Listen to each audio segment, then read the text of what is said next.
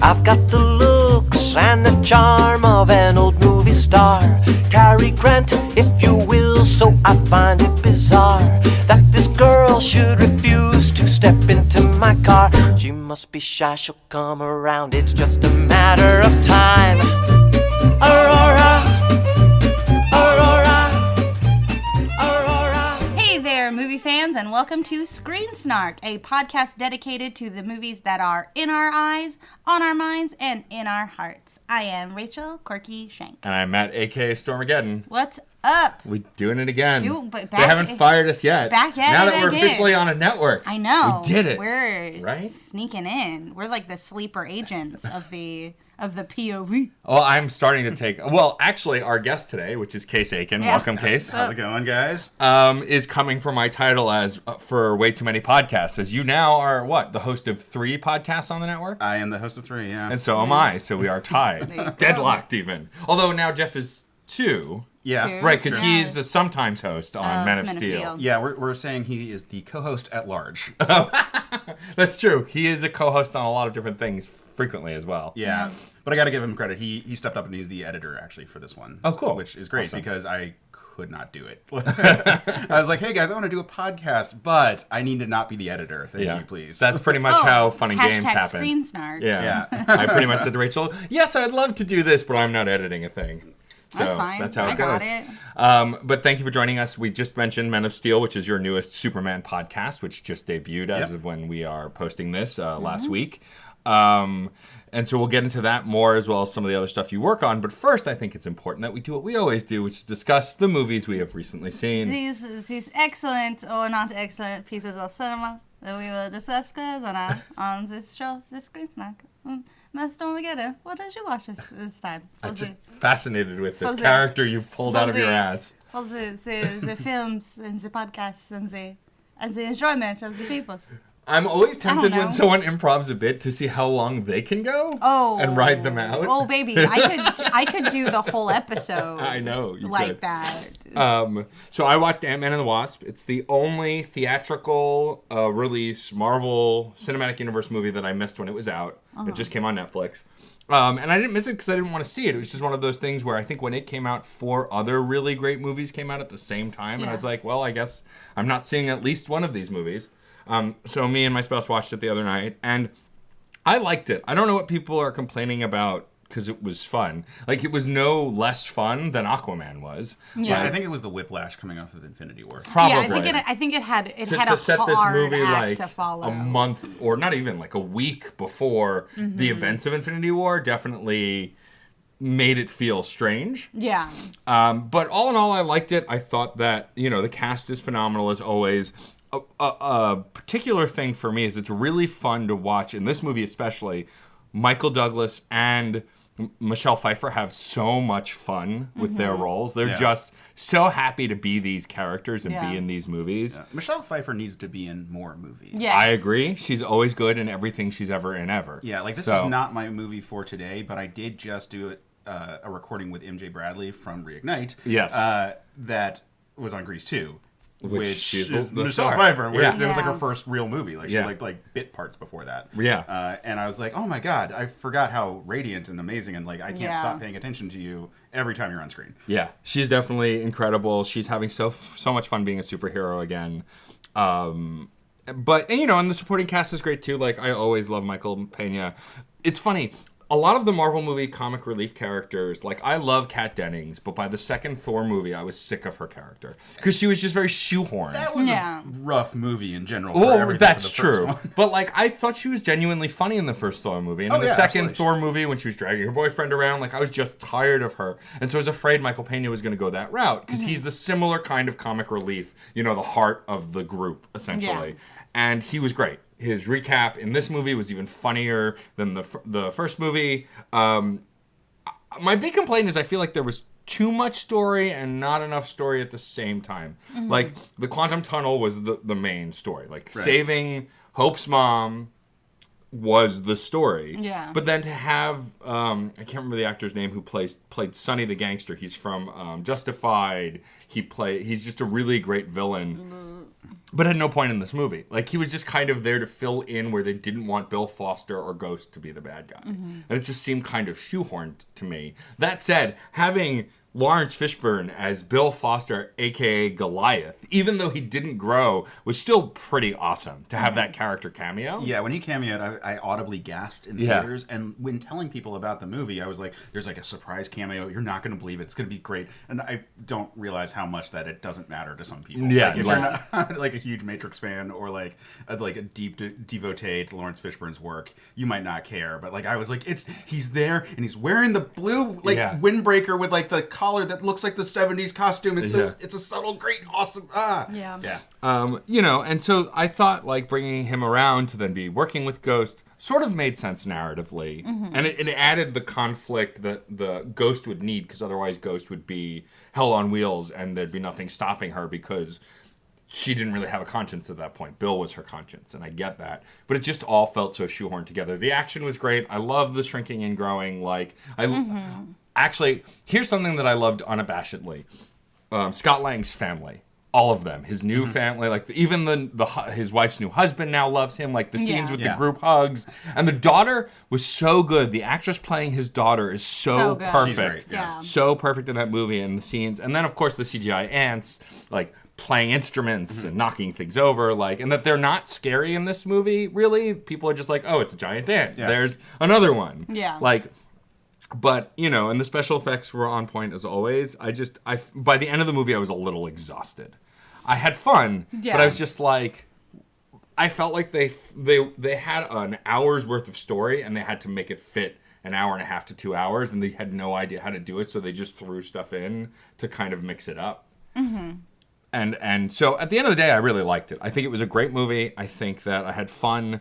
I don't know that there needs to be another Ant-Man and Wasp movie, which is sad, because I really love, I'm so bad with actors today, but the actress who plays Hope, who's playing Hope Evangeline Lilly. Yeah, Evangeline Lilly is a phenomenal actress that I've loved for ages. Is so good as a superhero. Like, I think she deserves a standalone That's movie. what I was going to say. There's no reason to do another Ant-Man movie at this point. Scott Lang is the reluctant hero. In both movies, he's sort of the hero, but she is a badass from start to finish in every scene she's in. I would totally watch a solo espionage movie with her running like a mission or an op for the Avengers. Like, I would absolutely watch that. What about an Avengers movie? Since like the Wasp in the comics has often been the leader of the Avengers, especially once or that, yeah. Like, what if it was an Avengers movie about like the Wetworks team? Like, it was her, Black Widow, and that would be really cool. Yeah, I mean, it's really hard to speculate until after Endgame, because it's like they've been really fairly hush hush besides Spider-Man about what's coming next. Yeah. Besides that, they've confirmed that there is definitely a Black Widow movie, but we don't know to what degree. Yeah. Hawkeye in the trailer for Endgame is now Ronin, and so we don't know if he's going to go back to Hawkeye, stay Ronin. This is a one-time thing.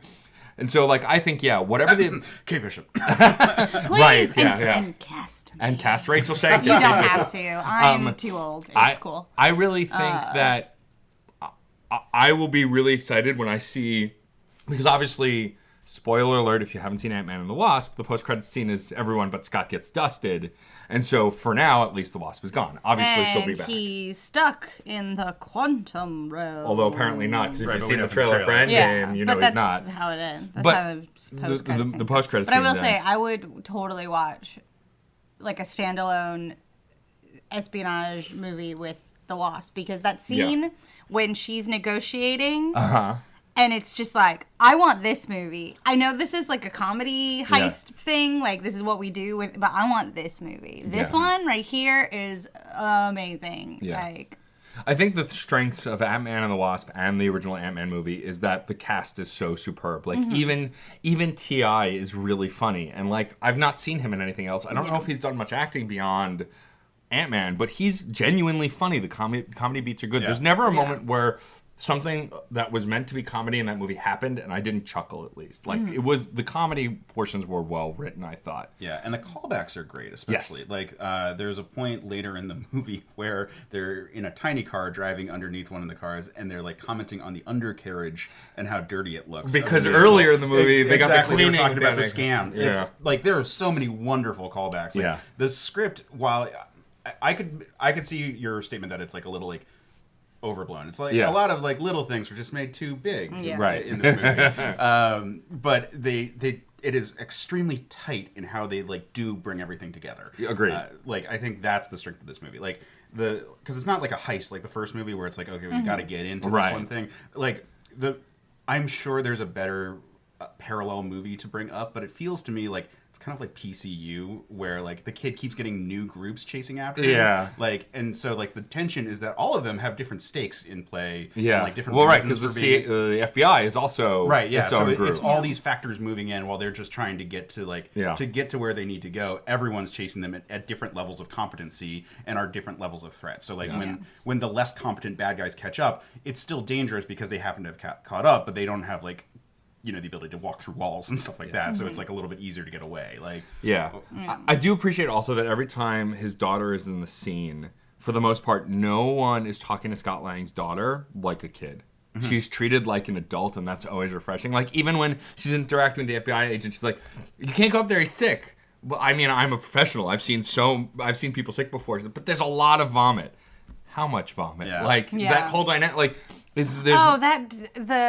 FBI off. He was so charming. Yes, just like he's from Fresh Off the Boat. I feel like I really need to give this Jimmy movie. Woo, who is like an actual no nonsense guy in the comics. Really? I'm actually fairly happy with how like. I would love to see an Agents of Atlas comic, which is like where he mostly is known from in the modern era. Like he was an older character, but but I don't think they're ever going to do that. Like, I'm just happy to get that reference. Like, it's the same way I'm happy to get Goliath in there. Like, because there's too much stuff to like fully reference it all. Like, if they're not going to do like in X-Men 2, where here's a big list of like mutant names, and like if you're smart, you know that all those are characters in the comics. Right. Sure. Like. The Marvel universe, like the comics universe, is so big, like, and it is impossible to explain in a way that doesn't make you sound like a crazy person. Right. So I'm happy just to have like these small touches, and even if it's just like here's for the fans, we're gonna have an FBI agent no matter what. Like the fact that we use the character name and like. We're not being mean to the character. We're not like disgracing the character, but like he's being used in a comedic role in this case because it's comedy. We needed to have that part. Yeah. And like, how much more fun is it that it is a character who has a backstory and that you can look up and reference? Well, that's like I was one of the only people I know who was excited that in Captain America: First Avenger that Dum Dum Dugan was in it. Yeah. Oh my god. Because I love Dum Dum Dugan from S.H.I.E.L.D. and like he's such a bit part in a lot of the comics, but he's still a recurring part. And for him to be as part of what was the name of the group? The Howling Commandos. Howling Commandos. I thought it was brilliant, and also the actor they got to play him. Like he's a character actor in so many different nerdy franchises right now. Like so for him to play that role was really cool.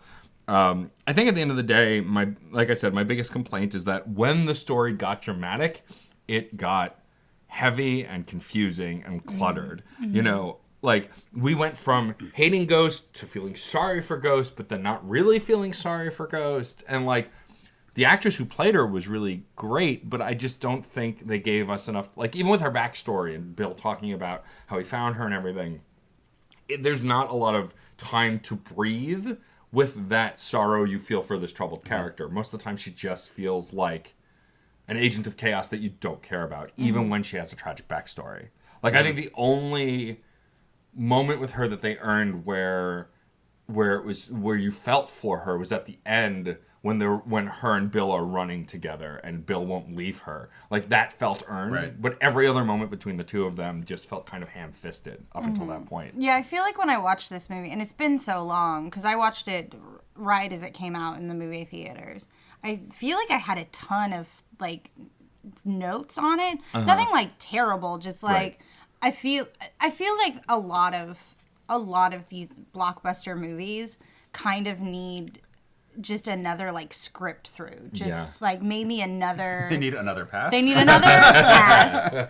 I was trying to say it without saying it. Just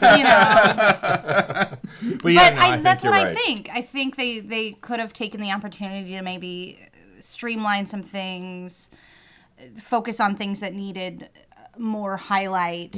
It seemed, and I feel like this is just the endemic nature of Marvel movies is they're like kind of writing them as they're happening because things are occurring in movies prior, and they're sort of beholden to that. You know, I'm always thinking about that roundtable discussion where the Russo brothers are like, yeah, we were on set for Black Panther writing Infinity War, and we just went, you know what, this map of Wakanda is pretty great, let's use it in our movie, you know. So it's just like this rapid fire nature of getting these pieces out, I think might be problematic. Well, I think also part of it is the non-tent... The overhaul.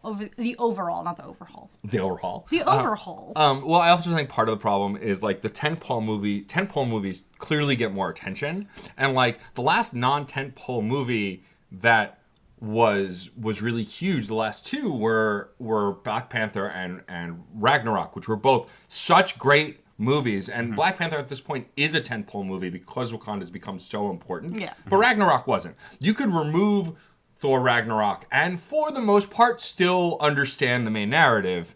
They explain a few things, but for the most part it's just a fun movie. And so that's where Ant-Man and the Wasp is supposed to fit. And I think because there wasn't a new character really being introduced besides Ghost, but like no new heroes.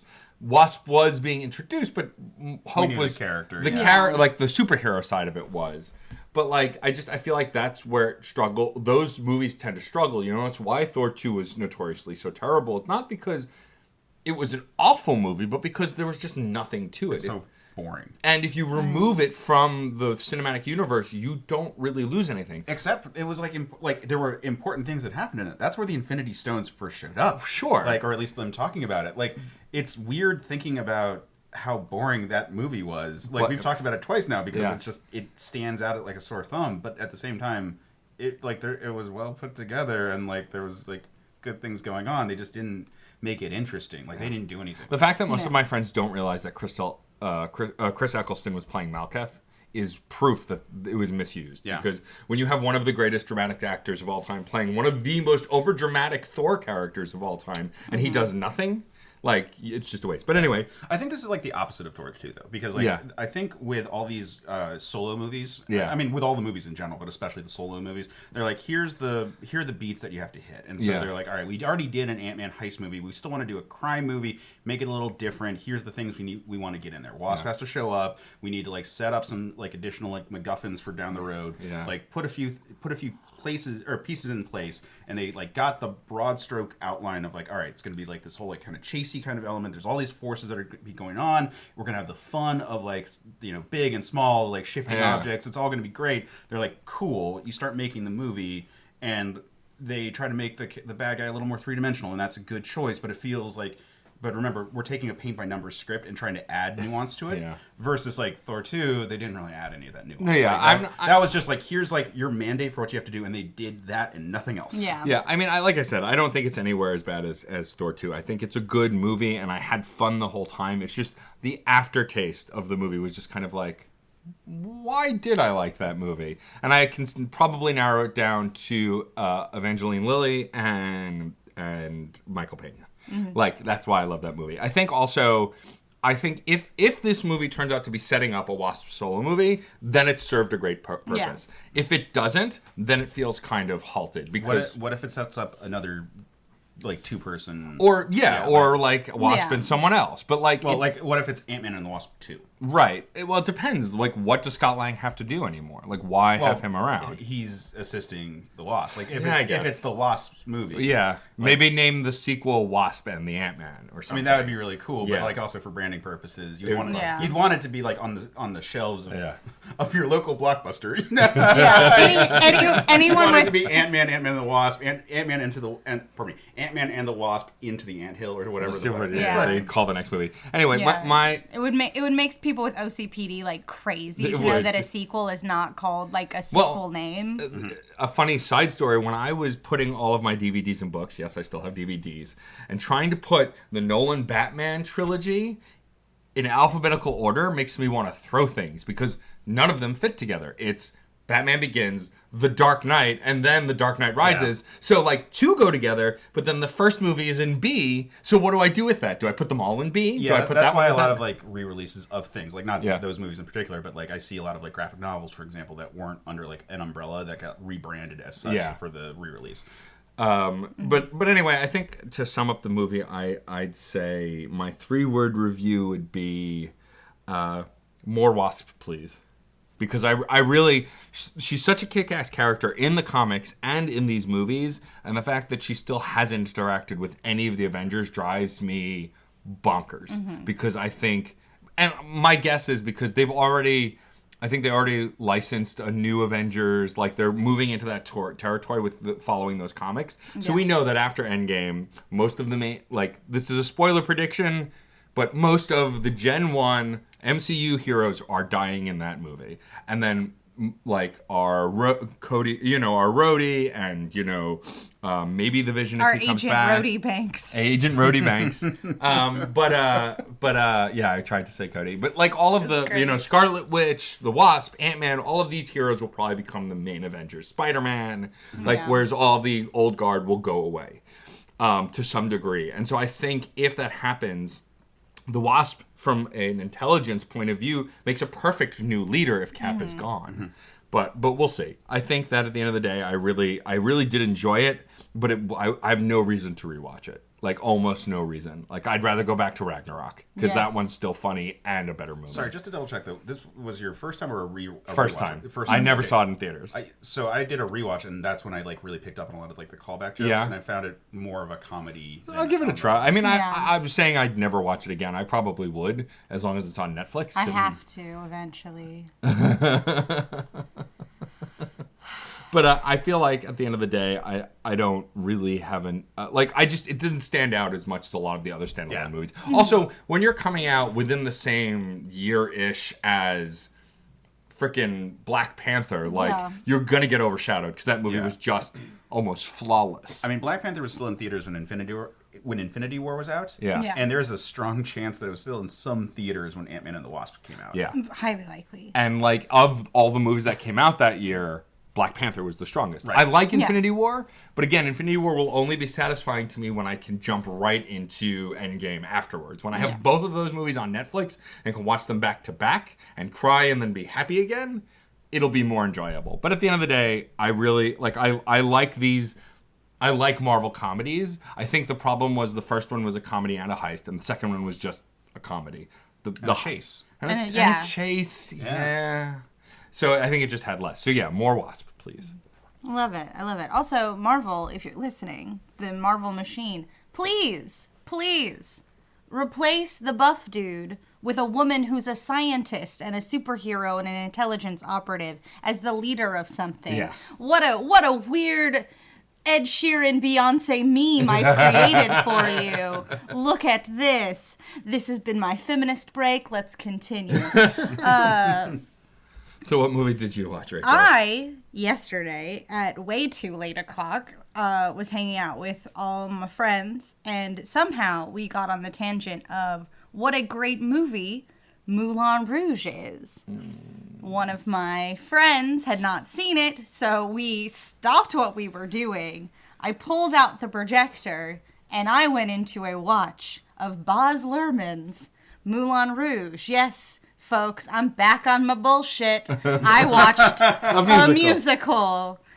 I had some really intelligent movies under my belt, and I was really excited to talk about them. I was like, "Ooh, I'm so intellectual. I've been watching films." And then I ruined it by watching Moulin Rouge last night. And I will say, it's garbage. I love it. Yeah, I love this movie. I love it intensely, immensely, and assuredly. I love it. See, I'm grateful that you say it's garbage, though, only because, so we've talked on the podcast before about how I like musicals, but I don't love musicals. And so something like Moulin Rouge, if you only like musicals, can be a chore. Mm-hmm. That said, I thought all of the actors were great and, charismatic. Everybody's having so much fun on that movie. But every time they broke out into the song, I was just I'll be back in 5 minutes. Why do I care? Disagree. I know. Hard disagree. So did you find you like it more now that you've seen it again? It's also weird to talk about this particular watch because I was watching it with a bunch of friends and we all had opinions and we were all kind of very rudely doing our hot takes. What's that group called? Mystery Science Theater 3000. Yeah, like kind of like MST3K, that. like yelling at the movie. Exactly, like riff tracks kind of thing. And one of us hadn't seen it. And that's a very bad choice. Yes. Because the first 10 minutes of that movie are just incomprehensible. It's just like, it's Edgar Wright fast, but like, who wrote Gilmore Girls? Like, the editing is like Edgar Wright fast, but then it's like the dialogue is going like as fast as a Gilmore Girls episode. And it's just like, oh yeah, so many important things just got dropped as to why they're going, and now they're drunk on absinthe. No one understands what's happening in this movie, especially not my friend who's never seen it. Because I remember my first watch of that and being like, what the fuck just happened? Yeah. What am I watching? I think I liked it so little. I love it. I think I liked it so little because I just didn't understand what was going on. And to this day, if at gunpoint had to give a synopsis of the plot, I could not do it. Ooh, yeah. No, I have it's no really idea. hard. Yeah. No clue. Oh, yeah. And then there's a lot of weird moments of just like, this is some real bullshit. Like, oh, he's gonna be consumed by jealousy if she fucks this guy, even though like he knows this is like her job. Like, this is her fucking, it's like, I'm a vegan, you can't eat burgers anymore, even though I met you at a burger joint where you were how dare you can't just not do your job. It's crazy. It just like makes me nuts, and it always comes back to that moment. I'm like, see, this is why polyamory is such a great concept. Everybody knows and everybody's consenting, everybody gets it, you know. But I will say I've shifted the way I watch movies, I think, because I'm getting older, and like while a lot of my younger watches of it are like all about the sweeping epic tragic romance of it, but honestly this watch I was just like, the guy who plays the Duke is giving such good reads for me. Just like these like malicious and nasty, and like he's crushing it, and like I love getting to a point where I can love to hate villains more and not just like hate them, because I'm like, no, I get him, and I like that. I like knowing so much that good performances can change and shift when you rewatch it, because like I was just like into what he was doing, and like in the craziest way. I was like, he is giving me such good lines. Like he's in it. Like that moment when he's like grabbing his hat and he's like, I just don't like it when I don't like to share my things, and I'm like, oh, you're so gross. Oh man, it's I'm like in. Looking at a movie like an architect looks at a building and being like, okay, so I see, like, not only am I seeing what they actually built, I'm seeing how the plans and how it's like, oh, someone did a really good job in like implementing that. Like, I can imagine the words on the page and being like, oh, someone had to like stop and think how they were going to give that line, and someone had to listen to it and be like, no, that's a good choice, and like actually build it into a scene, as opposed to just like, here's everything, like here's the splatter that we're presenting to you as the audience. Yeah, and it was so fun to know how much I remembered of the movie and to get excited about what was going to happen next to the movie. Like, we just finished the Elephant Love Song, and we're back in the Moulin Rouge, and the narcoleptic Argentinian is talking to the really mean can dancer who has no motivation to be a piece of shit. For like, she's just like, oh, the penniless writer, oh, the sitar player. I'm like, someone give this bitch a backstory for real. Like, we can't just have her be this mean person. Like, give her something. But didn't you get that memo in that time period where, you know, women were just terrible? It's like, no, like, just give me a moment where she just doesn't like Satine. Someone killed her cat or something. You know, like, Satine, like, was rude to her once, and she's like, I'm not gonna let it go. Everybody's making a big fuss about you. You're gonna die of TB soon. I'm gonna make sure I'm secured in place. But the funny thing is, she could be making that up, and I'd still believe her because I don't remember this movie. No, Satina's dying of tuberculosis, which I have is a horrible admission, which is that I actually haven't seen it. You haven't seen Moulin Rouge? I haven't seen it. It's great. It's fine. This It's is amazing. the reason why everyone was like, "Why are you the head of the student musical theater company in college?" Because I was like, there's just massive blind spots. Yeah. All over. Was there? But I got so excited about knowing that the musical number Roxanne was going to happen in like 30 minutes. Just for a moment, I was like, oh yeah, this is going to be. And then the show must go on. Like it's this like trippy, drug fueled cotton candy. Everyone dies opera of just jukebox musical goodness, and I want to eat it. Like, I want to eat this movie because it's decadent and disgusting. Like, it's like a really, like, it's like a macabre shaped marzipan. I would mock you for liking this, but I am a man who on several podcasts has admitted in the same year liking Aquaman and Venom, so I feel like you can like what you like at this point. Like what you like and don't be a dick about it. Exactly. So would you say that it was better, this viewing? I think so. It's also a lot more fun to watch with friends. Crazy movies with other people. So like this watch was super fun because we were enjoying it as a team. What did your friend who had never seen it think of it? She didn't understand what was happening.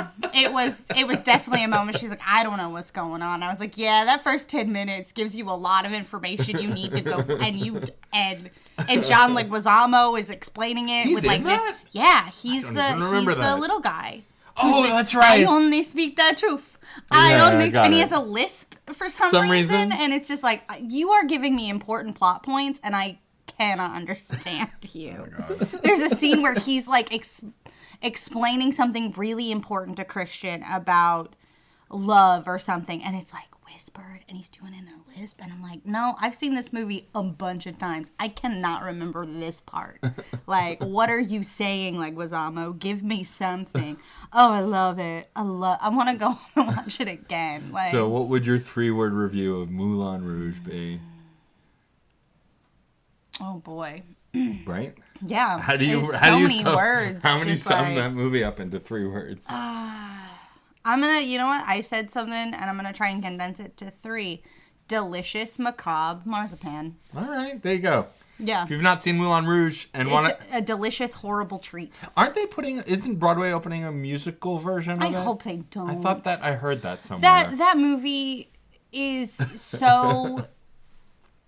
I mean, I could be wrong, but I thought I saw that. I don't think it could ever be a successful stage production because it needs that really, like, kinetic cutting, that, like, really crazy, like, Baz Luhrmann-esque spectacle that I don't think the theater could achieve in the same way. Because, like, the fast edits add to the energy of the thing, like the can scene where they're doing, like, Lady Marmalade mashed up with Nirvana, and it's just like trippy and like cover spinning. of Lady Marmalade by Christina Aguilera, Pink, Maya, no, Missy. It was Lil' Kim. Lil' Kim and it was Maya. I thought it was Maya. Was it Maya? Probably. I think it was Maya. Yeah, I don't remember. I just remember the burlesque music video. Yeah, and then there's like an opera singer in the moon. It's too animated in the way it is, like, colored and shot and it moves, that I just don't think it could be a theater piece. But Spider-Man worked so well on Broadway. Why couldn't you do that?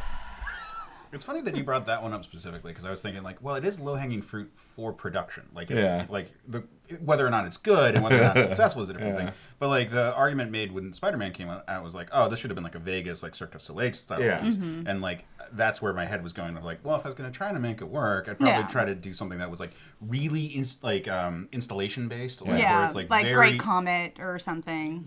Like something where it's like not a traditional Broadway stage. Like where it could, like, either in the round or something like really crazy, and try to build around that and, like, have the spectacle be a different spectacle but still spectacle. Yeah.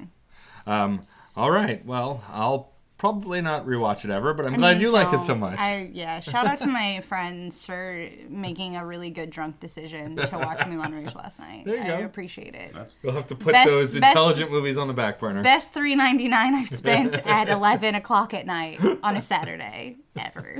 Excellent. Thank you. And so, Case, what is the most recent movie you have watched? Well, so I have a bunch of movies on my recently watched roster that I'm absolutely not doing because I'm going to be talking about them on other things within the week. Right. So I was like, all right, well, I got to put something else up. And I almost rewatched Greatest Showman because I don't think you guys had done it, and I wanted to I was like, well, I just recently watched it, and it's a musical, which I was kind of in the mood for because, as I mentioned, I just watched Grease 2, which would have been interesting to juxtapose. But I haven't seen Moulin Rouge, so I can't be like, well, this one's like this, and that one's like that. So this morning I rewatched really quickly the Netflix Fyre Fest documentary. All right, we haven't actually talked about documentary, which are film on this podcast yet. So, and I wanted to bring that because it's a really interesting moment in culture. Yeah. Because I'm not just going to talk about the Netflix documentary. No. I'm also going to talk about the Hulu documentary, and more importantly, where the world is after and where it was before. Oh, so there were 2 documentaries. Yeah. Yes, I only thought there was one. Oh, yeah. Yeah, that's kind of the crazy thing. So, Netflix had been building up that they were releasing this documentary about this notorious incident called the Fyre Festival. So, if you're not familiar with it,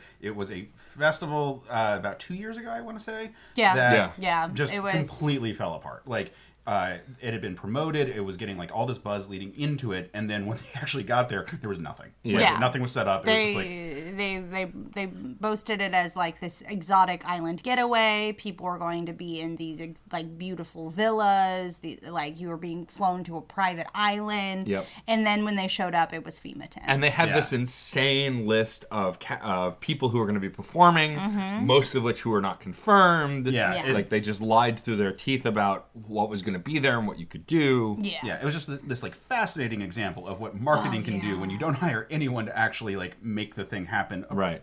I mean, Duh. they get into a lot of details about it. Yeah. But, it's really interesting when you can have so much hype for something with so little substance. Right. Yeah. And why I think it's really interesting to talk about and still talk about, because the documentary set 3 weeks ago, 4 weeks ago, and they hit really fast. So Netflix had been hyping theirs, and then right before theirs was supposed to come out, that Hulu weekend, released Hulu it. dropped theirs out of nowhere. It's like they're rappers. It's amazing. It really is. And they make wonderful companion pieces. Yeah, I'd say about you watch 50% both of them. of both are the same, or close enough. Interviews with the same people talking about the same things, that it's arguably the same thing.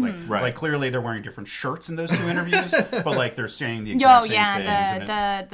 The influencer guy is in both of them. Yeah, several of them are, but there's one in particular who I think they go more into detail about him doing a shtick versus not. I can't remember. Yeah. Doesn't matter. The point though is that if you watch the Netflix one first, which is the better produced one, and is thus a little bit more engaging in terms of getting your attention and being on board for it, and then you watch the Hulu one.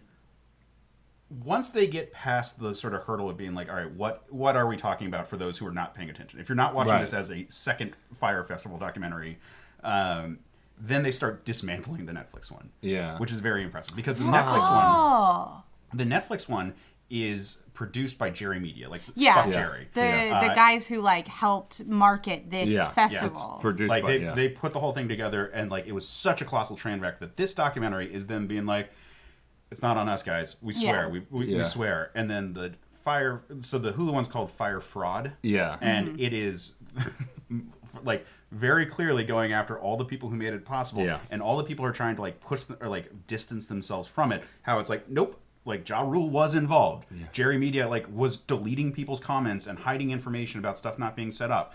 All these groups are doing these things, and it is an excellent example of what documentary filmmaking can do. Because in one sense, or the first one is a piece of propaganda trying to present, here's a thing that we collectively know as a society is a screwed up incident, but most people don't know enough about it to articulate why or who's at fault. We know that the main guy, Billy McFarland, is a giant fuckhead. Yeah. I forget it. This is swear. You can swear. Oh yeah. You're Shit, fine. yeah. Okay, cool.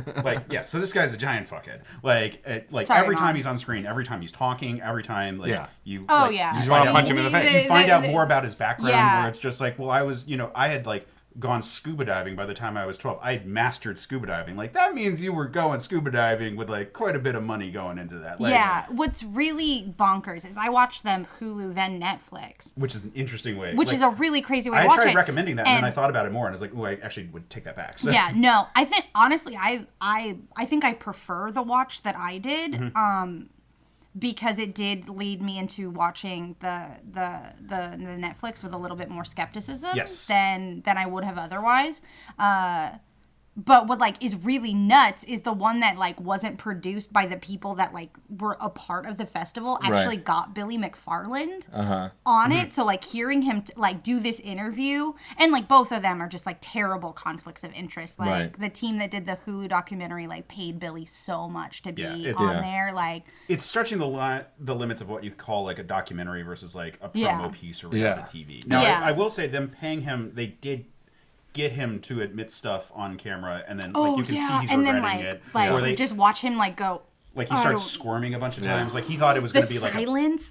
Oh man, it's crazy. Now I am dubious about silence though in a documentary because like, that is one of the easiest like fake shots to set up. True. Like you get the audio of them asking him the question, and then you just play video of him like sitting there. Yeah. So I am worried about those things. But this is the interesting part about documentary filmmaking. Like I don't watch like a lot of murder documentaries or any of the ones that are like really popular, and it's hard to say like in the moment like what's a good one to watch because like there's always a slant, and that's kind of the point. I mean, they're all about something, and so if you don't have interest in the thing they're about, it's hard to sometimes recommend. Well, also you have to like understand the implicit bias of the person making it. Exactly. And because they're trying to present like here's a stance on reality as we perceive it, and we're cutting together for you. Yeah. Like you do want to. It's hard to watch a fresh one and not be worried about like.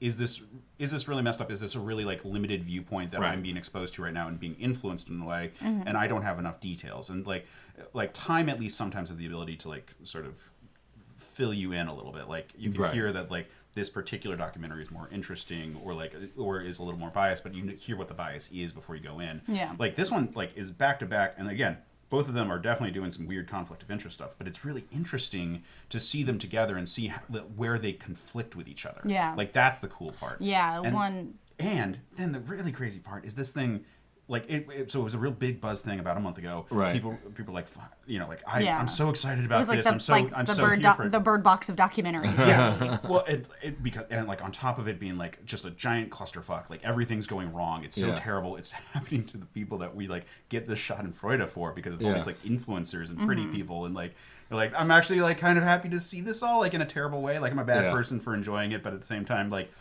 There's some real sociopaths that are out there. Like, there's one guy who, like, when, like, things start going bad on the island, just goes around starting destroying everyone else's tents and, like, their stuff. As if that was a logical strategy. He's like, I just didn't want people staying near me. So, like, we, like, destroyed their things. Oh, yeah. That was...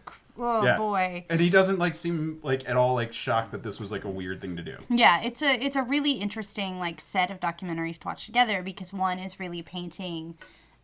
the really villainous nature of people trying to move influencer culture, like the lengths that someone will go to trick people. Right. And the other one is like the same person that one documentary is saying is like this terrible villain who's doing all these crimes, which yes, Billy McFarland did a ton of crimes. But the other one, on the other hand, is like this guy did crimes, but he's a real idiot. It's not like he like knew, it was just like one paints him as like a sociopath, the other one paints him as like just a moron in a weird way where you're just like, well, and then you have to go like, there's a Venn diagram where both of these are right, and then you just kind of have to go, this guy really had a lot of big dick confidence and a lot of ability to like commit wire fraud. So, like, this is how the Fire Festival went down. Well, and it gets interesting now because, like, there's been blowback because people watched both documentaries and started talking about, like, the culture that allowed for this thing. Yeah. Where we're starting to see, like, the really big, like the hashtag fuck Jerry thing. Yeah. Like the Fuck Jerry Instagram series. Yeah. Which turned into its, like, own marketing thing. Yeah. Yeah. Like, people are being like, well, here's all the stuff that they stole. Here's all the, like... here's all the shoulders of giants that they like are resting on that they are dismissing and like presenting themselves, and it's all part of this sort of like influencer culture that people are thinking is starting to like bubble. Yeah. It's like about to burst. So like it's interesting to look at this one where it was such a public spectacle that a lot of us watched in real time, or at least had like a passing understanding that some weird hashtag is trending right now about like some music festival that went horribly. Yeah. But like people were like really interested in it before. I listened to cool podcasts discussing it before, and I was like, all right, this will be cool. And then it's nice to see like additional material like build out that culture and that stance. And so it's like both fun to see like where our world is right now, like encapsulated by these two like disparate pieces, and then also fun to like be like, oh yeah, and this is what documentary filmmaking can be, because you're seeing two clashing things. It's interesting to me. My experience with documentaries have been more about art than about shit that's gone wrong, essentially. Like, you know, the first one that pops to my head is Nerdcore Rising, which is the one that MC Frontalot made about the start of nerdcore hip-hop, the growth of it. And I watched it only a couple of years ago for the first time, and knowing so many people in the scene before even watching it made it really interesting. But like I found that a lot of the documentaries that I tend to be more attracted to are things that are about either a moment in history that's just a really cool moment in history, or about some kind of art. I don't watch any of the murder related ones. I didn't watch Fire Festival, and it's not necessarily because I think there's anything wrong with watching them. I just, as a person who is already dealing with enough shit, don't want to watch a documentary about shitty people. I get that it's important, and I get that culturally it's important to spread the news about these shitty people. To be fair, though, I knew Ja Rule was shitty in the 90s. I didn't need him to do a shitty festival and screw people over to know that. And if Ja Rule, you're listening, come at me. I don't care. Whatever. But like, I've never watched a lot of documentaries like that, but I'd be curious to, just because I'm curious to see, because it's all storytelling. Yeah. You know, that's why documentaries are films, it's storytelling in a different way, but there's still a narrative to a good documentary, at least. And so I'm curious to watch, because I haven't watched either of the Fire Festival ones, to see that through line. But honestly, you know, this is the kind of stuff that happens in a Trump America, and these kinds of figures are in line with a lot of our politicians and the stupid shit they get away with. Well, technically, Billy McFarland was pulling his garbage rule shit like right before, because it was true. like That's it was true. Early 2016. Oh, that's right. That's right. It was like March or May of 2016. I guess I'm inclined to compare it to those people just because they're the ones running the country at this point. But I mean, it's an interesting dissection of sort of like what our instant access to things and the way viral marketing works. Yeah. And I think it's just really, it's if you want to talk about a documentary about a historical moment, I think the Fire Festival documentaries are actually sort of almost live documenting the influencer culture and like what it's doing. Like, fuck us, like we all have podcasts, like we're participating in the system of what is known as content creation. Like we're a part of that zeitgeist, and Fire Festival is this weird garbage fire that happened as part of the culture we're in. I think it sucks that people like were hurt and lost money, and it's really sad, and there's a lot of really heartbreaking interviews and moments in both pieces. But I think it's kind of important for us to like take a moment and like watch stuff that's about us. Yeah. And go, you're painting a lot of broad strokes about millennials and about Instagram and these like super or whatever. Right. You know, but sometimes self-reflection is best. Yeah, no, totally. Know, even if sometimes they get parts wrong. Like, yes, I'm a millennial, but I'm not an influencer. I am prey to feeling validated by likes on tweets. Like, it's part of the thing now. It's part of the zeitgeist. Yeah, like we're there, and it's just a really cool lens to utilize inspecting a culture, I think. Interesting. All right, I'll have to give it a watch. Yeah, I mean, there's like some interesting things also with like how they edit stuff to make you feel anger, and sometimes like they make you feel angrier at a thing that then is actually necessarily justified, or like the circumstances feel different. Right. So like the Netflix one, they've got like a bunch of influencers that they cut to their feeds. They don't have like interviews with them, but they like show stuff that they had posted publicly about it. Yeah. And there's like some that they sort of like drop off once the festival starts, and they're just sort of lumped in your mind as being like additional people who got stuck in these FEMA tents. But then if you watch the Hulu one, there's like actually reversal. Like some people actually did get villas and were like having like this sort of like lavish thing, and like it's like, oh, this was all being fed into us for one particular narrative, and so they were cutting out details that were actually like make it even more complicated. Yeah. Right. And it's so fun. I like really recommend them. Like even if you know the details, even if you think you know everything that happened, like looking at it and seeing how how biased everyone is in this, and how much they're all trying to like save their own skin and like make themselves out to be the heroes in this situation. Yeah. Right. Like is amazing.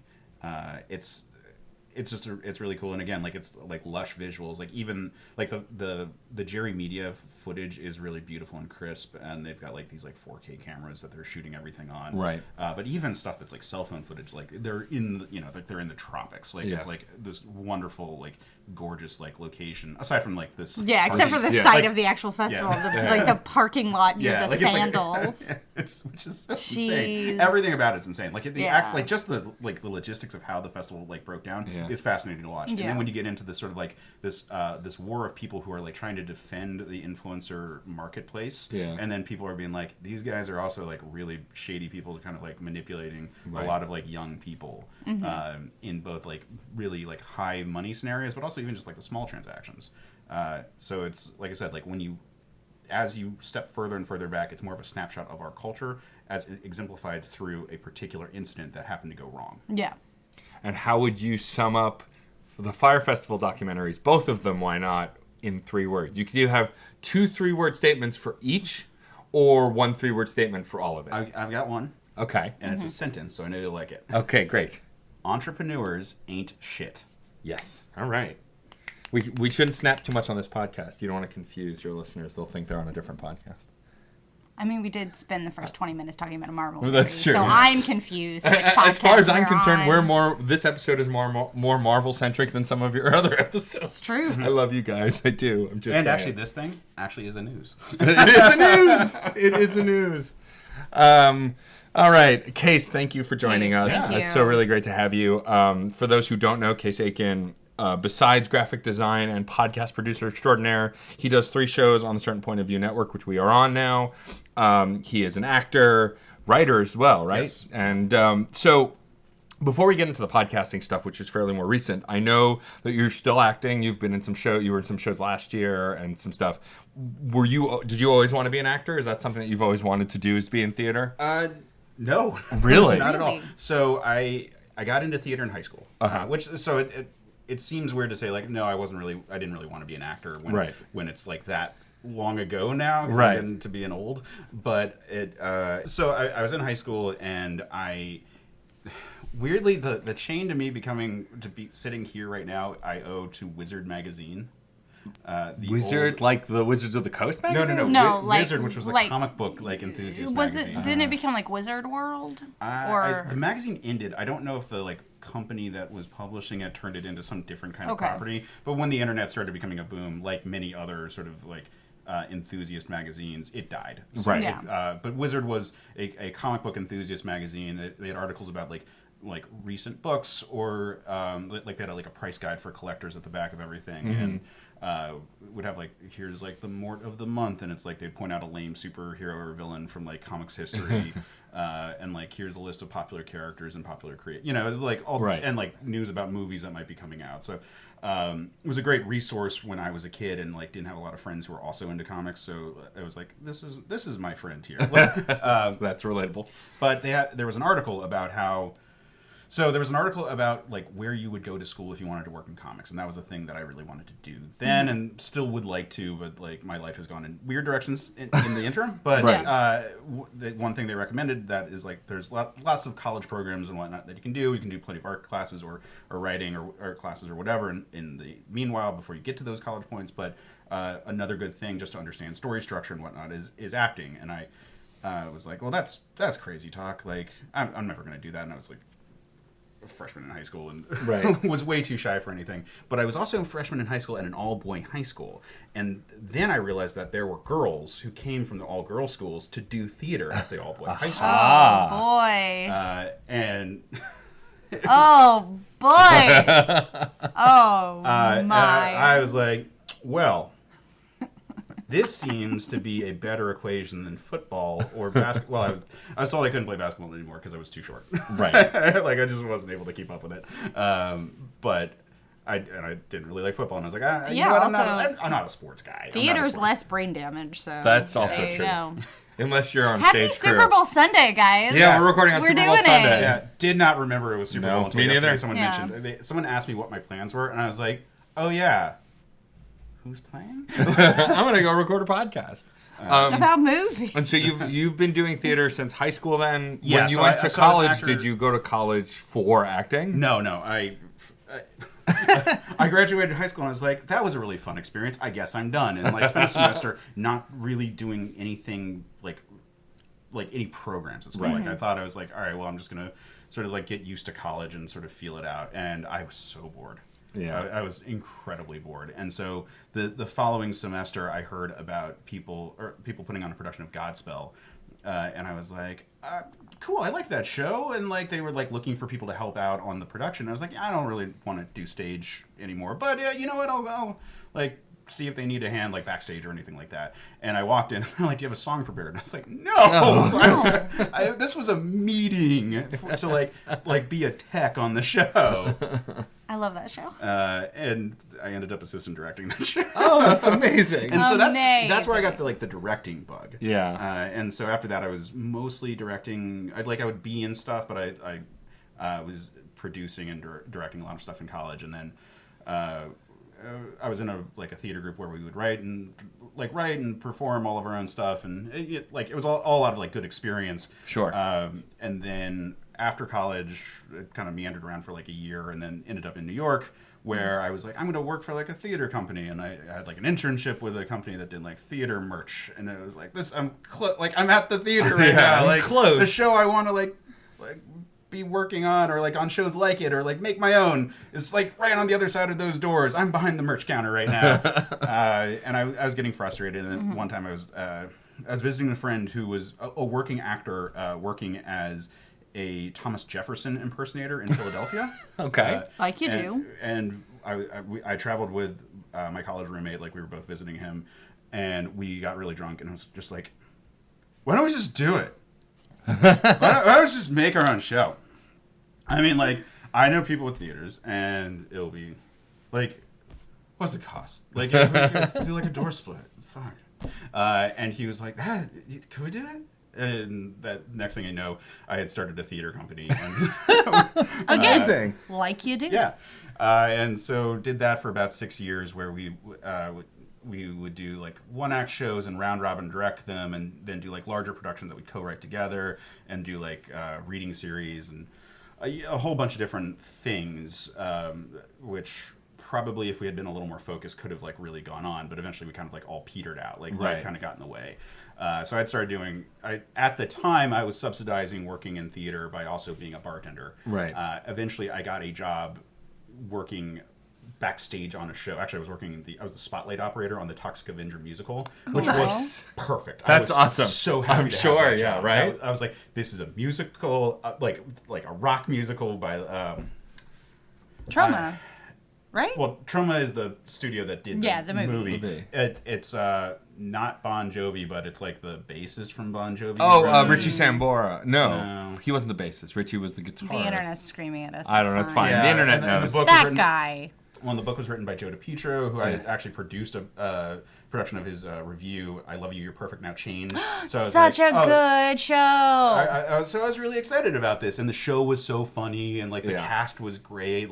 The guy playing the Toxic Avenger was just a really nice guy, and Nancy Opal, who's now on Wicked, is Yeah. this Broadway legend. She was Patti LuPone's understudy in Evita, was the mayor / Toxie's mom, and the show was just a ton of fun. And I was like, this is great, and it got me connected with other shows. So I started working backstage jobs, which eventually turned into me working in the admin office for a theater. Oh, wow. And I was like, oh, this is great, but I wasn't doing theater anymore. Right. I was doing Excel spreadsheets, and that sort of was whatever. Yeah. Yeah. The Wasn't quite the glamorous same. theater of Excel. Yeah, so took a step back from that. At the time, I was still also working production work on like fan films. So I was with a group called Starship Farragut that did Star Trek, the original series fan films. Huh. So I was working on that whole kind of thing, and when I was like really promoting, or when I was really promoting it, a friend of mine from just back home was like, "Hey, would you want to like come on my podcast and promote it?" And that turned out to be Certain Point of View, and it turned out to be like the first episode after they had like launched the show. Oh wow! Because they had like banked a bunch of episodes, and then so this was like the first like real like New we're a episode. live show, like let's get this out there, and that's how I got to know Ben and Addie, and that turned into regularly appearing on that show, and then like being like, hey, I've got some ideas for like features that we could do on the show, which then turned into like spin-off podcasts, and then is that how Another Pass came to be? Yeah, Another Pass happened because Jeff Moonen, who worked with me at one of those theaters, and I, when we would just be like working on stuff, would be like passing the time by being like, so if you were making episode 3 after 1 and 2 had come out, how would you do it, knowing that you're stuck with those actors? And I pitched that as like, could we do that as an episode for Certain Point of View? It's a Star Wars podcast sometimes, and they were like, yeah, that sounds great. And that we did like a 3-part on the prequels, and it was like, cool. This, maybe as a show, maybe we should do it. That's awesome. love Very that. cool. Yeah, actually, as this airs, as you are listening, a week from now, I will be having Ben and Addie as guests on my other podcast that is not, at least yet, on the network, Autographs. They will talk about the history of Certain Point of View media, which I'm really excited to talk about. But what's fun about Another Pass is that like you're more interested in talking about the movie than whether it was bad or good. Like, often we're talking about not great movies because they are better fodder for re-scripting. Yeah. But what I really like is every time I've come on and we've talked about movies that were either bad or okay, is you don't really care that much about talking about how bad it was. You just want to talk about how you can make it better, which is a really positive way at looking at filmmaking. Because so many people just want to go on the internet and talk about how terrible things are. Yeah, And- Red Letter Media. At me. And it just, it gets a little Cinema tired. Sins. Oh, That's the one that gets me. Yeah. I hate them. Red Letter, I like. The in thing general. is, Like, Red you- Letter, when they don't like something or they do like something, if you're on the opposite side of it, you're the idiot. Yeah. Like, I didn't like the movie Annihilation. I think they really liked Annihilation, but their opinion was if you didn't like Annihilation, you're a bad person and you're a super dummy. Yeah. You know, So they that's- just like that's tough. reinforce this Yeah. weird binary of like you're right or you're wrong when it comes to film. And that's which what I don't I- appreciate. And that's what I love about Another Pass, or like Patrick H. Willems, is like a lot What's of up, Patrick? is like, I have to get in the quote every episode. Yeah. It's like you're coming from a place of loving the source material, even if you don't love the movie, you love acting and you love film, and I really like that. Yeah. It's why I'm excited about the new show that has just started as well, Men of Steel.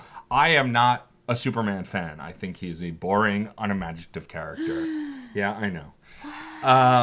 But that said, I am a diehard nerd of the Superman animated series because I love Tim Daly, and so in a future time, saying it on the air for posterity, I'm going to come on and talk about the animated series because I think that'd be a fun thing to talk Yeah, about. you've already staked out your claim. I have staked out my claim on that, but I think I'm interested to hear you, J. Mike, and maybe Jeff, talk about Superman because as someone who doesn't like the character, I'd love to know why I should like the character. Because at face value, at least at my history with him in video games and movies, besides Christopher Reeve, because he can do no wrong, I loved his movies, even the bad ones.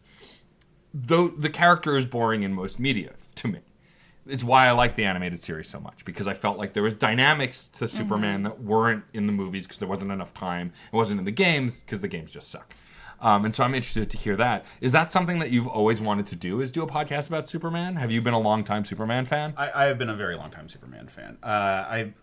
I'm a big, and beyond that, I'm a big fan of like that archetype of character. Right. My favorite all-time superhero is Shazam, Captain Marvel. Mm-hmm. I have a hard time just saying Shazam because to me he's always going to be Captain Marvel. Right. But I also understand that like in the books now they're calling him Shazam. Yeah. To get the trademark in one place. Whatever. Yeah. But I love that archetype of like where power, or like your power of action is so vast that it doesn't matter. The stakes in play are not, can I succeed from like the hurdles that are put in front of me? Right. But rather, can I succeed in the right way? Like Right. if you are a hammer and you're trying to do surgery. How do you make that work? Yeah. Like That's fair. The conflict in like Superman's sort of the prototype of the comic book medium. I think there have been ones that have sort of refined particular versions of that. Right. But there's also there's a reason why like Superman stories, like the best ones we tend to reference, are out of continuity ones. Like Right. even in the Silver Age, like what if stories or not what if imaginary stories Right. were a really big thing. So like stories that we tend to reference are ones that were like outside of continuity, or if they were older stories didn't really matter. But like if you take the bound DC book, like the greatest Superman stories ever told, which I had as a kid and like read it like every other day, they like I would argue that about half of them are out of continuity, starting from the beginning, because Right. they have the one shot. What if Superman ended World War II, where he like flies and takes out Hitler, and then he takes out Joseph Stalin, who was our ally at the time, and like just takes him to like court and like for like war crimes, and that's it. And like that was just like a one shot. Like clearly it wasn't like Superman continuity from that point forward. But because like the hook for Superman is that we have this person who is implicitly good and vastly powerful. Yeah. Right. And he could do a lot. Like the first written Superman book, The Reign of the Superman, was about a character who was not an altruist, who was given Right. these huge powers. And it didn't really sell because it's like, well, yeah, but obviously a lot of people would do the wrong thing, or even if they would do the right thing, would probably do the right thing second or have it subverted. Right. You know, there's a lot of stories that are like, here's the slippery slope of Superman. You know, like Superman Red Sun's a great book where like he's still a good guy, but he's trying to do the right thing in the wrong way, and then Right. like it veers in that direction. But it's not about him being a bad version of Superman. It's just Right. the upbringing and the circumstances he's been presented with are wrong. And I like the idea of like, what is the challenge for the person who isn't feeling threatened? Like Spider-Man can get beaten in a fight. Right. Like Spider-Man, a lot of his foes are just going to win if they go one-on-one. And like it's impressive that he figures out a way, that he's smart enough to get around the situation. But for a character like Superman, it's not about if he could win that fight. That's never an issue. Yeah. The question is he going to do the right thing and make the right choice and Sure. be at the right spot at the right time? Because every single thing has a cost, and every single thing could have a consequence that he doesn't see. Like, there, like one thing to reference back to Red Sun, which is a great Superman story. He is like in that world, people stop wearing seatbelts because they just assume he'll save the day. Huh. Interesting. Yeah. And like that's bad. Yeah. And like characters who are analogous to Superman have really taken those themes and run with it. Like so Alan Moore has done did Miracle Man, like which was Right. a pre-existing Captain Marvel spin-off character. Basically, when the 40s book for Captain Marvel, or I guess the early 50s, ran out because Fawcett folded their line because of the DC lawsuits. The character was really popular in reprints in Great Britain, and so they just kept doing Captain Marvel stories, but changed the costume and made a character called Marvel Man. Miracle Man. Well, it became Miracle Oh, Man. that's brought right. to the United States because Marvel Comics was a big thing. That's by right. that point. Yeah. Actually, I remember Movie Bob did a great video on Miracle Man. Yeah. You check out his stuff. I think it was either on The Big Picture or In Bob We Trust. In Bob We Trust, which are both similar series. One of them was on that, and it was really fascinating. Yeah, I'm not sure which, because I Me think that was neither. around the time when He wasn't on The Escapist, maybe. Well, I think it was around the time when it split, so Oh, it was either maybe. right before or right after. But yeah, so with all of that, with Superman, I have to put you on the spot and ask you, what is your favorite film version of Superman? Favorite film version of Yes. Superman. Yeah. Because we're a film show. Yeah, that's true. We're a movie show. Movies. We went on comics for too long. I will allow you to pick the actor who played Superman out of context of the movie. So if you liked a version of Superman but didn't necessarily love the movie, I will allow you to choose that. Oh, thank God, you for that's- pulling for Brendan Routh. Yes. I felt That's- that. I felt you pulling for him. You yeah. can pick Brendan. It's okay. Oh, that is rough. I know it's Yeah. tough. That's so mean. I mean, also I think I personally have a theory of why Christopher Reeve is so beloved as Superman. Besides the fact that he was very good and very charming, is I think it's just so classic at this point. Yeah. And I rewatching the first movie. As a movie, I don't even necessarily always feel is a great movie, but he's so great in it, and all of the other cast is so great that it doesn't really necessarily matter so much that it's a good movie. Like with Ant-Man and Wasp, kind of a similar thing. Well, okay, so to reference back to Movie Bob, he did Yeah. a great series he has a series called Really That Good, where he talks about movies that, like, do they hold up? Are they in fact so good, or are they just like now like such important and influential milestones that it's hard to like really like see if they were a good movie or not? And he did one on the 1978 Superman movie. Right. I have to agree that it is objectively a great Superman movie. Right. Now, is it like Christopher Reeves does probably the best version of that specific Clark Kent, because Superman has changed so much over the years, as well has Clark Kent. Like his human persona and how he defines it. Is it a costume? Is it a front? Is it the real him? Yeah. You know, like what is that? It is always going to be a question, and you can kind of change the balance of that for every iteration. Thank you, Quentin. But it's probably not the one that like sits the closest to my heart. But I don't know. I'm sure that I'm asking. None of the movies are my favorite Superman. Yeah, that's what really it is. That's why I asked that. Superman in the like. I feel like the most evocative Superman for me is the first incarnation of him in the New 52, when he's just like wearing a t-shirt and some jeans, and it's just like, yep, that's my boy. Like just this farm boy who's just like trying to do his best, and he just happens to be godlike. Yeah. And just like this very sweet boy. I just like Superman because he's a very sweet boy. He's a benevolent god, like Santa Claus, and he's a sweet boy. Like, well, it's funny. That's why I loaded it by saying the film version, because obviously no one's favorite version is the film version. Like, for me, as I've said already many times, Tim Daly and the voice acting in the Justice League and animated series, that's my favorite Superman, because it's the most multidimensional Superman that's out there. I think a close second is actually the newest incarnation of Superman in Supergirl. I really like Tyler. In season I think it's 3.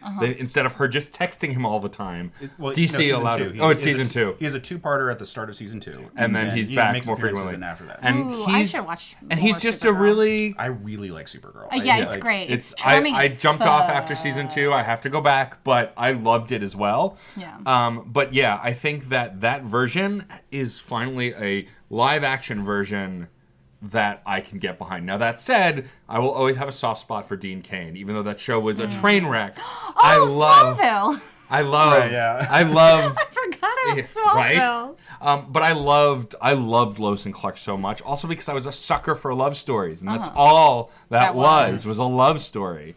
But yeah, I think it's why I've gotten frustrated with Superman over the years, is because he's such a boring / diverse character. Like, it can go either way, that it's almost impossible to be consistent with him in media. I think the thing is that he is the opposite of how most people want to write comics these days. Right. Yeah. Because like the Marvel style of the 60s and even the DC style of the 60s was like they wanted to do something that was like appealed a little bit more intellectually, or like the Marvel stuff was like, all right, so it's very teen angsty. So like like every version, regardless of if it's Thor or if it's Captain America, even there's like some kind of angst going on, and that's a driving force for them.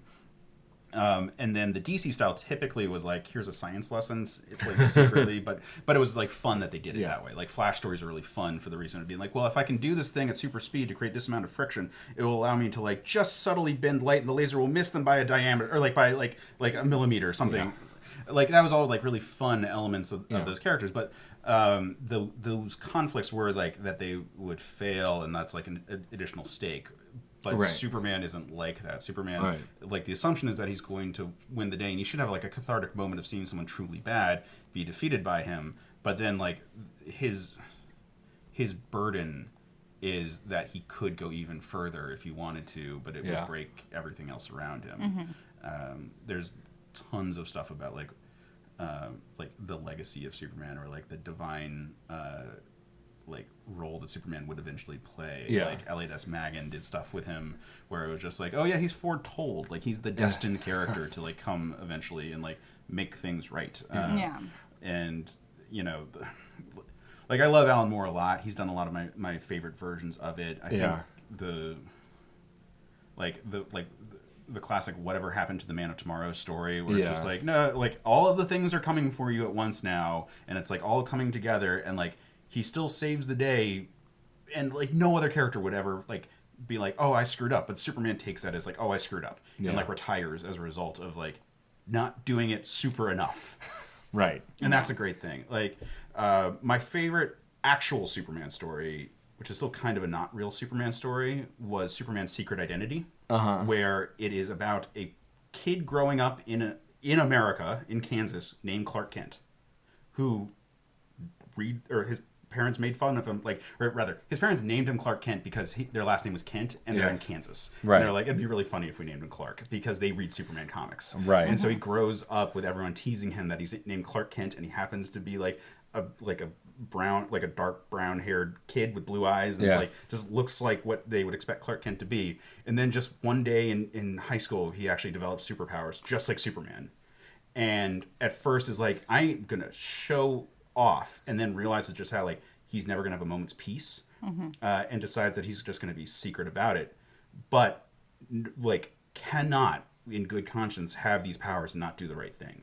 And so he goes off and he lives his life, and the book follows him from high school into his old age, like when he has grandkids, being a secret Superman. He wears a Superman costume and goes and saves the day, and people are like, Superman saved me, and then they're like, yeah, and Elvis is still alive too. It becomes this urban legend of Superman running around. Interesting. And it's wonderful, where it's about this guy living his life who just can't not do the right thing. It's so hard for him to exist in this world, but he also doesn't want to be out there. He doesn't want people to he wants privacy, but he just has to be out there doing it. And that's a really fun story, and it's a really sweet version of Clark Kent. Sure. Where he can't help it. The Grant Morrison idea. Your senses are overloaded by your powers. You see how you connect to everyone, and all the building blocks that make the world great, and why you should be a part of it and invest yourself in it. But at the same time, want to be his own person, and not doesn't want to be completely ripped up by the world. Because it is so vast and powerful, and I think it's easy to be frustrated with Superman, modern Superman, because what you both said is probably the only reason why I do sometimes like Superman is because he's a good boy. At the end of the day, that's what he's supposed to be. It's just supposed to represent true good. And with the nonsense that DC has been trying to feed us in the live action movies is but what if he were gritty? Then he wouldn't be Superman. No. Right. And that's the problem. Batman's been gritty, great. But even Batman's at his best when he's not gritty. Batman's at his best when he's got a sense of humor. The reason the animated series is still revered is because that Batman was dark, but had a dark sense of humor and cracked jokes and toyed with some of his enemies and things like that, And as Bruce had a sense of humor. And I think what's really fascinating, and why I recommend that everybody listen to Men of Steel, but why I will, is because I'm curious to see what I've missed about Superman. What might bring me around to the character. I mean, my favorite DC hero will always be Green Lantern. Yes, I know the movie sucks. Shut up, don't at me. But you should check out the Another Past 2-part episode that Matt was on discussing the Green Lantern movie. That's true. Plugs! Where most of the Certain POV network was on that, because I staked claim on it early, and cases were due. But I can't do it without Ben and Addie. Well, we might as well have Jeff also. Jeff. Yeah. So, but yeah, I think that what's really fascinating about modern superhero movies, and why, at the end of the day, I come back to watching them more than other movies, is because they just feel structured differently than other movies, even ones trying to find a certain formula, like how Captain America 2 was an espionage movie, how Ant-Man was a heist movie. Still, because there are superheroes in it, it's still not just a heist movie, even though it's following those beats. And I think where Superman has failed me in every film incarnation is it's never about anything else. It's just about Superman being super. And I think why I like the TV versions and the cartoon versions better is because they are more dynamic. Like Lois and Clark was a love story that happened to be about Superman and Lois, and that's why the Supergirl series has been so good, is because it's not just about Kara being a superhero. In fact, it's barely about that. It's mostly about Kara being a human on Earth, and also happen to be a superhero. And I think that's just more interesting. And I have to imagine more of the Superman comics did that kind of stuff. Yeah. It's amazing how much more relatable the Supergirl show is, where she is shockingly the girl version of Superman in that movie, which sounds redundant with with Supergirl, but like Supergirl has a more defined, or like has had several different defined characters that aren't exactly this character. Like like the Kara Zor-El,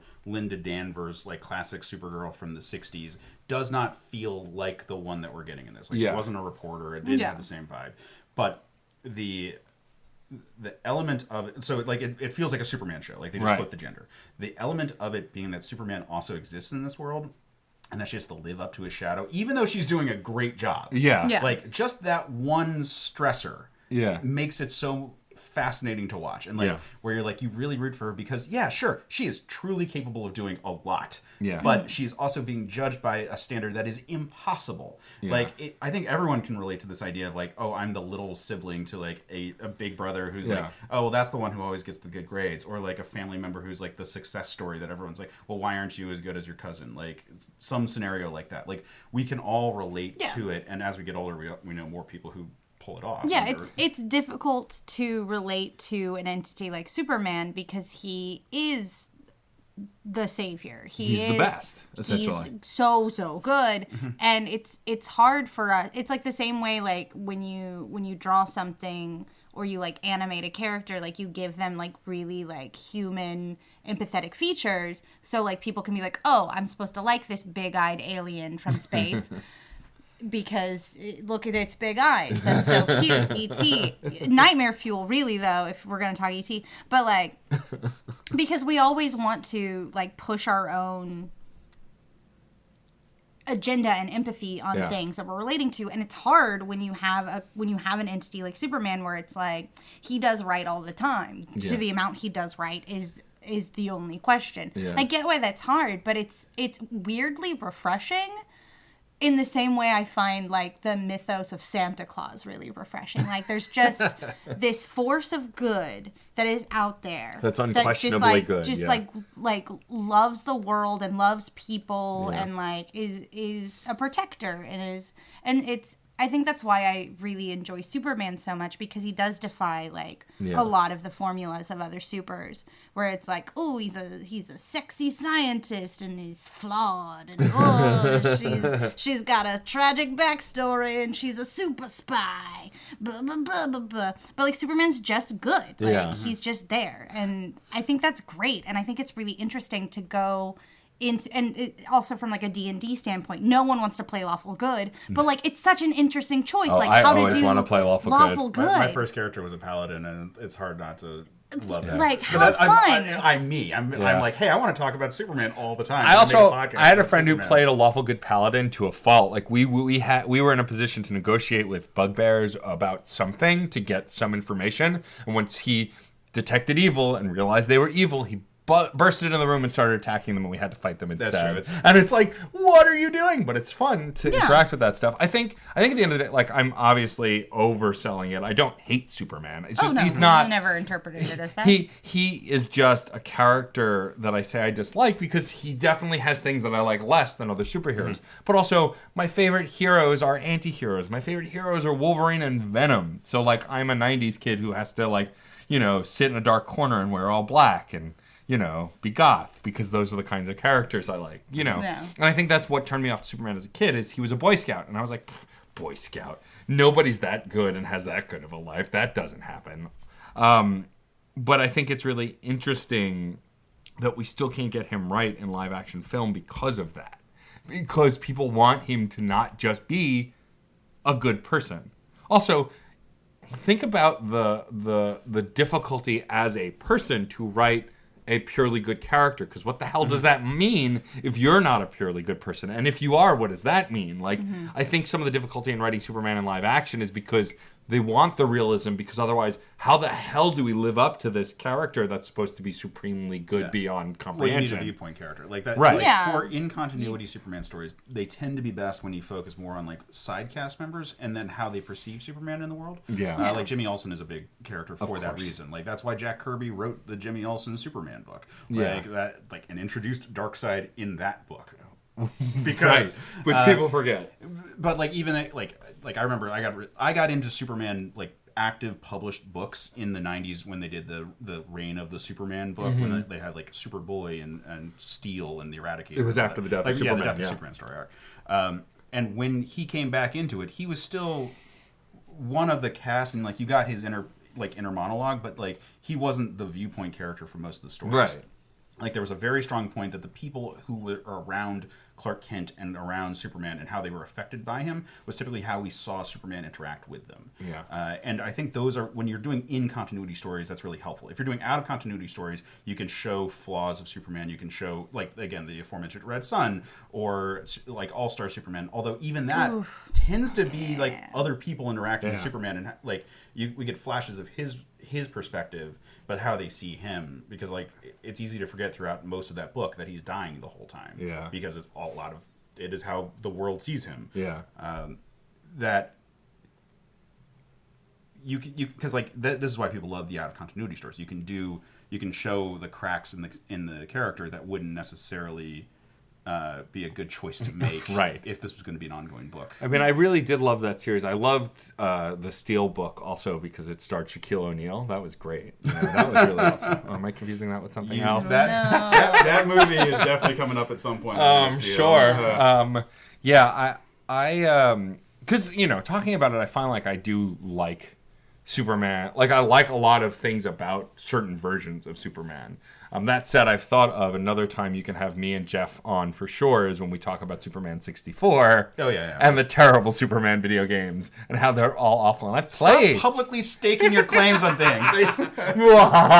Using my platform. You insidious bastard. But no, I think that... that's a Zod thing to do, man. It is a very Zod thing to do. We'll chat off air about possible How dare crossovers. You? How dare you undermine me? I'm the Superman of this podcast. Whatever. We already know that people like you better than me anyway. I'm here for truth and justice, beauty, and bohemian tuberculosis death. Living it up, bringing it back to Moulin Rouge.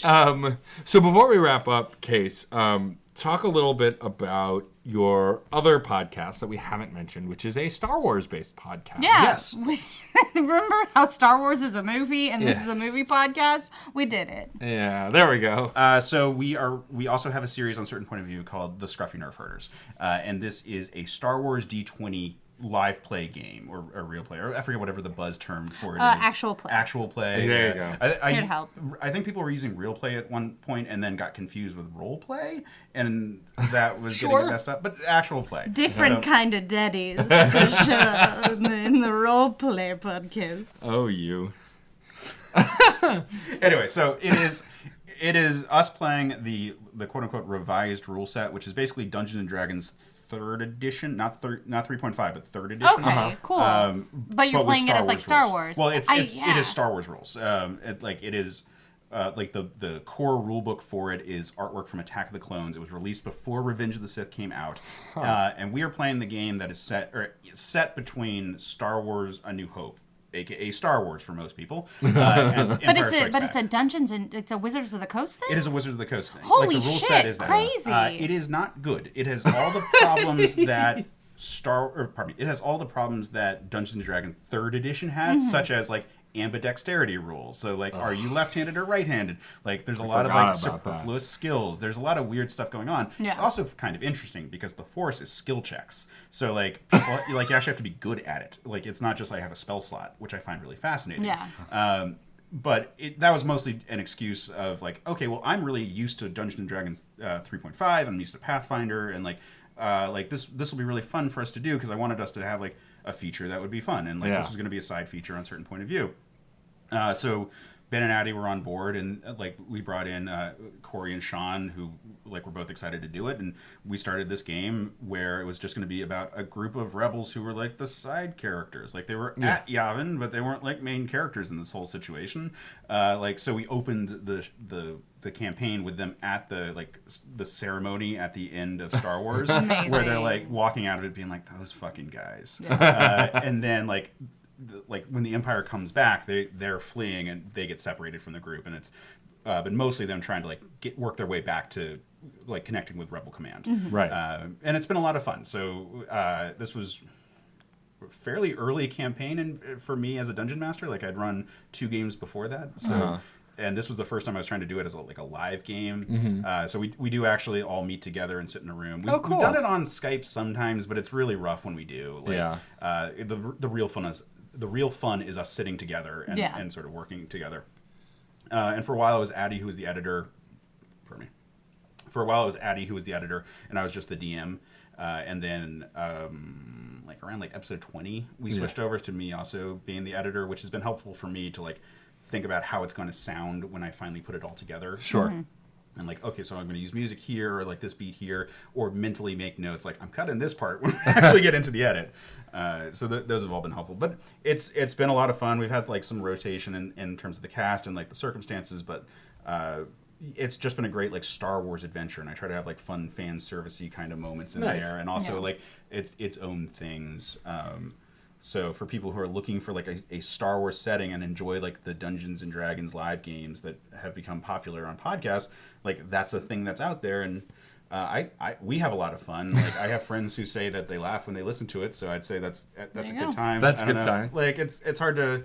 It's hard for me to appraise it that much because I'm so intimately connected to it. I can say oh, this was a bad episode, but it's hard for me for the series to be is this good? I don't know. I have no idea. I'm sure it's great. I don't listen because I have trouble listening to live play podcasts.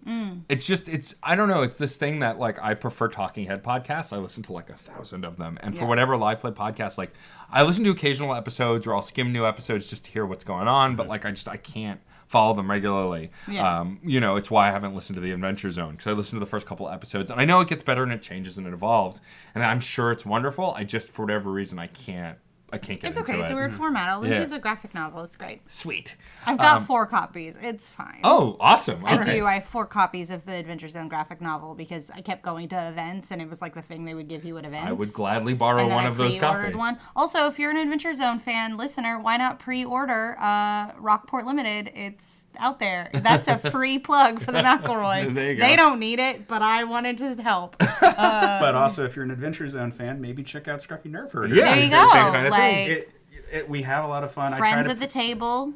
I try to produce it pretty well. We're not I do structure the sessions. This was a lesson for me as a dungeon master, to structure it at least so that I know roughly where the endpoints are going to be. But they go off on tangents. I don't fully railroad it, but it's so exciting to see all right, well, here's the set of circumstances that you have. How do we make it compelling listening? Because I found that fighting doesn't always work that well. No. You can't just have a session that's just them in a fight with a dude. That doesn't work. So it's forced me to be more more narrative focused, more like Star Wars-y than I would naturally be as a dungeon master. Yeah, I'm actually really surprised that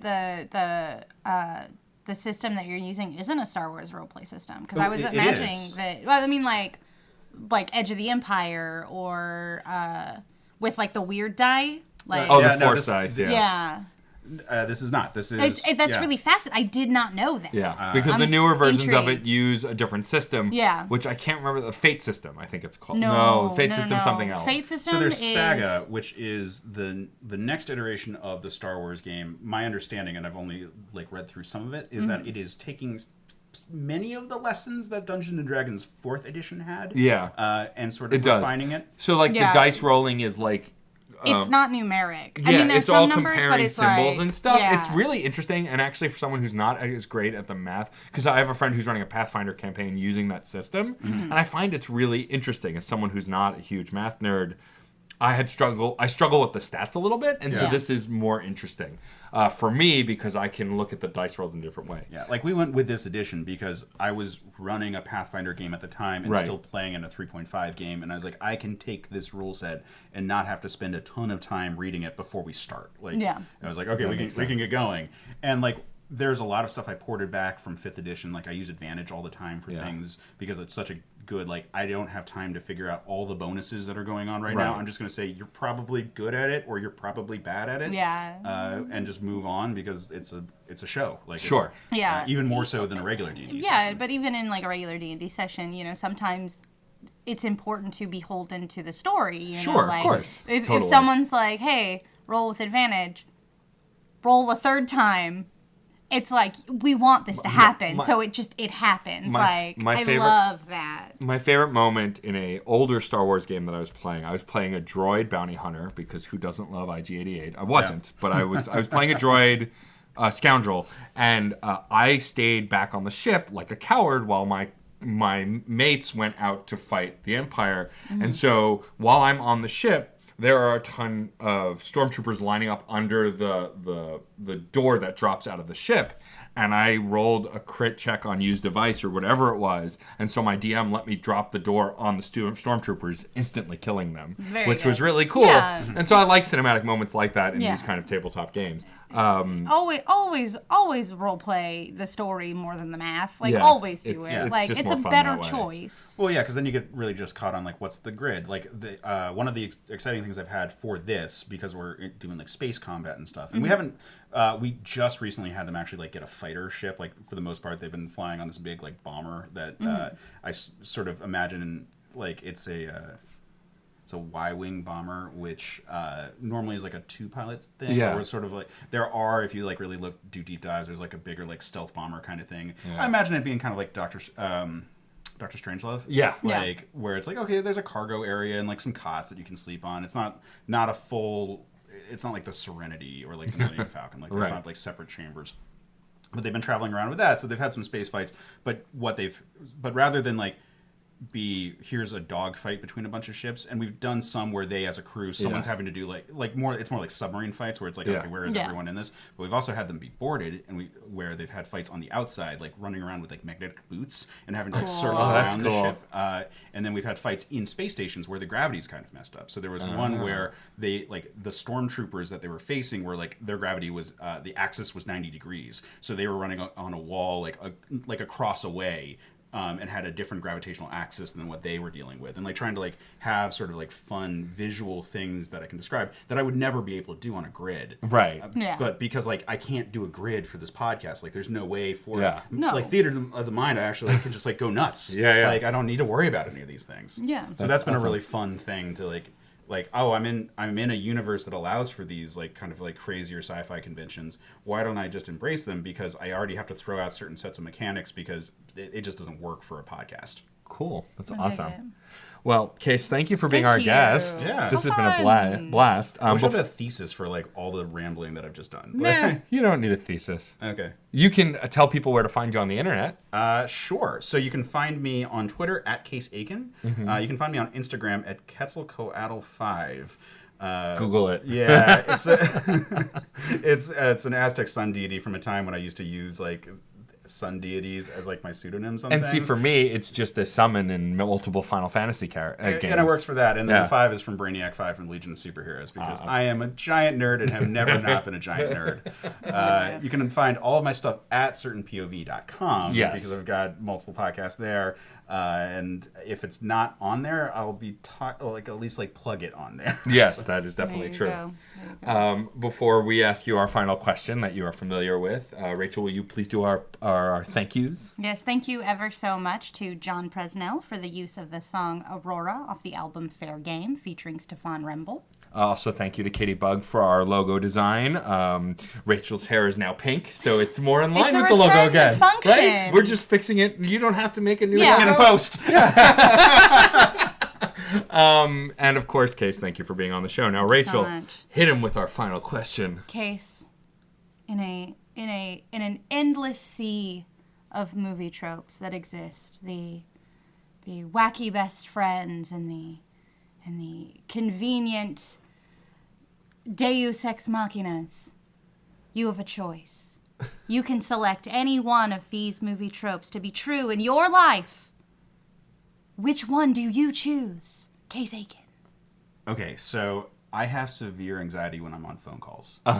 And I would love the movie trope to be like, I can just pick up a phone, get all the facts, and be like, okay, that gotta go, and like immediately hang up. Like get all the information, like info dumps, functional right phone calls. I get so uncomfortable being on the phone with people. Yep. I can kind of pull it off for like Skype calls for the podcast because usually it's like very focused. Right. But even like when I try to Skype in for D&D games, it's like my brain, I just can't stay here in this moment, and I just feel tense. And like having that element of like, it's like the president's on the line. Yes, thank you, sir. Like that would be. That's amazing. All I want. I just it. Like to.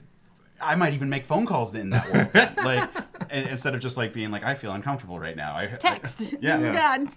That I love it. That's a good one. Yeah, I like that one. That's been the most. I'd say that's the most life functional one we've gotten yet. I think that one's maybe the most attainable one. Yeah. Also, that like, too. Of all of the ones. So what you have to do is just make all of your friends do that when they call you. I train it to be like that commercial where it's like, "It's Bob. We had a baby. It's a boy." And